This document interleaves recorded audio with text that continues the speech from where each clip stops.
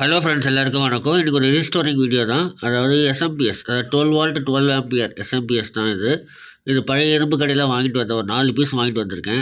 இது பார்க்கறதுக்கு நல்லா இருந்துச்சு. சரி, இது ரெடி பண்ணி பார்க்கலாம், நம்ம ஒரு ஆம்ப்ளிஃபயருக்கு யூஸ் பண்ணி பார்க்கலான்ட்டு 12 வோல்ட் 12 ஆம்பியர் போட்டிருக்காங்க.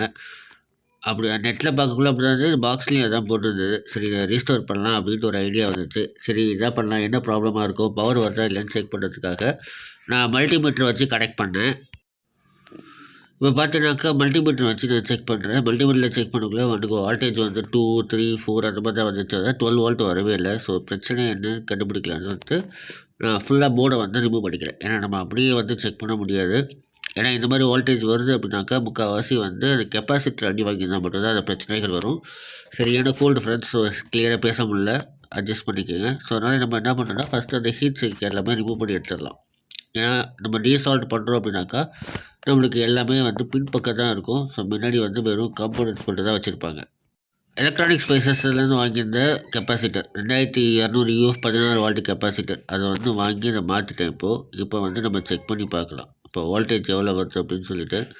ஸோ ஆல்ரெடி இருக்கிற கெப்பாசிட்டர் கொஞ்சம் பெருசு, அதனால் சரியாக வைக்க முடியல, கொஞ்சம் அகட்டி வச்சுட்டேன். பரவாயில்ல, ஒன்றும் பிரச்சனை கிடையாது. பட் எதுக்கும் டிஸ்டர்பன்ஸ் ஆகாமல் இருந்தால் போதும், வேறு எதுவும் கிடையாது.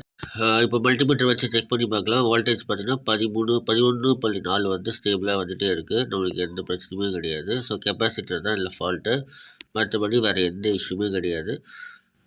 ஒன்று ரெடி பண்ணிட்டோம். இன்னும் 3 எஸ்எம்பிஎஸ் இருக்குது. இந்த 3த்துலேயும் என்ன ஃபால்ட் இருக்குதுன்னு பார்க்கலாம். ஸோ ஒன்று ரெடி பண்ணி தனியாக எடுத்து வச்சுருக்கேன்.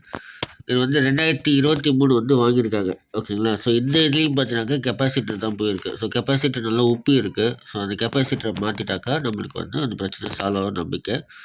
ஸோ இதில் கிளியராக காட்டியிருக்கேன், பாருங்கள், ஸ்கிப் பண்ணாமல் பாருங்கள். எலக்ட்ரானிக் ஸ்பைசஸில் இந்த சால்ட்ரிங் டீசால்ட் பண்ணுறது ஆர்டர் பண்ணியிருந்தேன். அது எப்படி பண்ணணுன்னாக்கா இதான் மெத்தடு. ஃபஸ்ட்டு ஆல்ரெடி இருக்க அந்த சால்ட்ரிங் இதில் கொஞ்சம் எக்ஸ்ட்ராவாக சால்ட்ரிங் பிளெண்டை வச்சு ஹீட் பண்ணிக்கணும். அப்புறம் இந்த பம்பை வச்சு லெஸ்ஸை ப்ரெஸ் பண்ணால் போதும், பார்த்திங்கன்னா அந்த சால்ட்ரிங் மொத்தமும் வெளியில் வந்துடுச்சு. இப்போ இதே மாதிரி மற்றதுக்கு நம்ம பண்ணிக்கலாம். இப்போ எல்லாமே நம்ம எடுத்தாச்சு. இப்போ பார்த்திங்கன்னா அதுலேயும் கரெக்டாக அது மாதிரி பழைய கெப்பாசிட்டர் எடுத்து புது கெப்பாசிட்டர் சால்வ் பண்ணியாச்சு. திருப்பி பாக்ஸில் நம்ம ஃபிக்ஸ் பண்ணிக்கலாம். நம்ம அப்படியே செக் பண்ணலாம் ஒர்க் ஆகுதா இல்லையா அப்படின்ட்டு. நம்ம செக் பண்ணக்குள்ள அந்த ஹீட் சிங்க் இருக்குது பார்த்தீங்களா, அந்த ஹீட் சிங்க்கில் அந்த ரெகுலேட்டர் ஹீட் சிங்க்கில் ப்ரெஸ்ஸே ஆகாது. அப்போ என்ன ஆகுனா ஹீட் அதிகமாகும், ரெகுலேட்டர் அடி வாங்கிறதுக்கு வாய்ப்புகள் அதிகமாக இருக்குது. ஏன்னா அப்படி தான் ஒரு எஸ்எம்பிஎஸ் எங்கிட்ட அடி வாங்கிச்சு. நிறைய பேர் அப்படியே வீடியோ போட்டாங்களே, நம்மளும் போடலாம் அப்படின்னு போட்டு ட்ரை பண்ணேன். கடைசியில் அந்த ரெகுலேட்டர் ஃபயர் ஆகிடுச்சு, அந்த ஹீட்டு தாங்காமல், ஓகேங்களா. ஸோ அதனால் எப்போயுமே அப்படி பண்ணாதீங்க. நீங்கள் பண்ணக்குள்ளார கரெக்டாக நீங்கள் ஒரு சால்ட்ரிங் பண்ணிட்டீங்க, எல்லாம் கரெக்டாக இருக்குன்னு செக் பண்ணிட்டீங்க அப்படின்னாக்கா நீங்கள் இது மாதிரி பண்ணிக்கோங்க. இது என்னோடய அனுபவம் தான், அதை தான் உங்களுக்கு ஷேர் பண்ணுறேன். மற்றவங்க எப்படி பண்ணுறாங்கன்னு எனக்கு தெரியாது. பட் நான் பண்ணக்குள்ளார இந்த மாதிரி ஒரு எஸ்எம்பிஎஸ் 12 வோல்ட் 10 ஆம்ப் எஸ்எம்பிஎஸ் இருந்தது. அது டேமேஜ் ஆகிடுச்சு. ஸோ இதில் நம்ம வோல்ட்மீட்டர் செக் பண்ணிக்கலாம், இல்லை எத்தனை வோல்டேஜ் வருது அப்படின்னு சொல்லிட்டு. நம்ம எப்பவுமே அதுக்கு எர்த் லைன் சேர்த்தே கொடுத்துருங்க. தனியாக ப்ளஸ் அண்ட் மைனஸாக நியூட்ரல் லைன் மட்டும் கொடுக்காதீங்க. அது கொடுத்தாக்கா சில டைம் எர்த்து கொடுக்கணும், எர்த்து கொடுக்கலன்னா பிரச்சனையாகும். ஸோ அதனால் நம்ம கரெக்டாக அந்த எர்த்து நியூட்ரல் லேண்ட் அந்த மாதிரி கரெக்டாக கொடுத்துட்டோம்னாக்கா நம்மளுக்கு அந்த பிரச்சனை கிடையாது.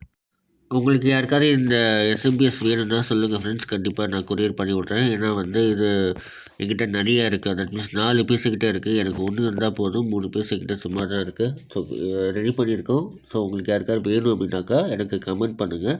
கண்டிப்பாக நான் உங்களுக்கு கொரியர் பண்ணி விட்றேன். ஒரு சின்ன வீடியோ தான், ரொம்ப நேரம் போட முடியல. நேற்று என்னால் வீடியோ போட முடியல, ஃபீவராக இருந்ததுனால. இன்றைக்கி என்னால் வீடியோ போட்டிருக்கு, கொஞ்சம் பரவாயில்ல.